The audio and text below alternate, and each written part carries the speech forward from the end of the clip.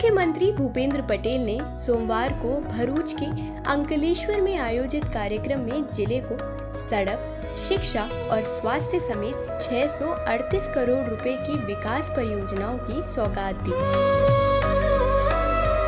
इस अवसर पर उन्होंने कहा कि इन परियोजनाओं से जिले के निवासियों की ईज ऑफ लिविंग में बढ़ोतरी होगी।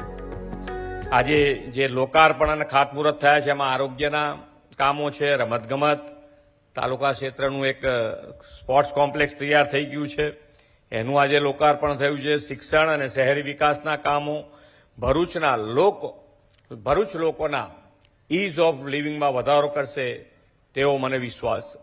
વડાપ્રધાન શ્રી નરેન્દ્રભાઈની વિઝનરી લીડરશીપમાં ગુજરાતમાં વિકાસની ગતિ બમણી થઈ છે। कार्यक्रम के दौरान मुख्यमंत्री ने राज्य और केंद्र सरकार की विभिन्न योजनाओं के लाभार्थियों को चेक भी वितरित किए। मैं कस्ता लक्ष्मी मंदिर मिशन मंगलम योजना द्वारा अमे जोड़ायेला छे।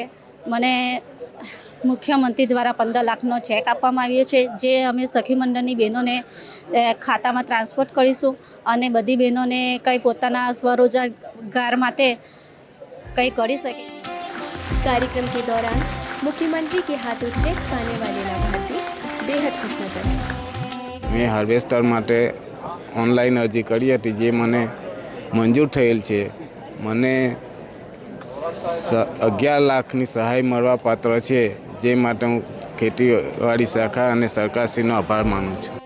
शिलान्यास और लोकार्पण समारोह में शामिल होने से पहले मुख्यमंत्री भूपेंद्र पटेल ने भरूच जिले में स्थित प्राचीन स्तंभेश्वर महादेव के दर्शन भी किए।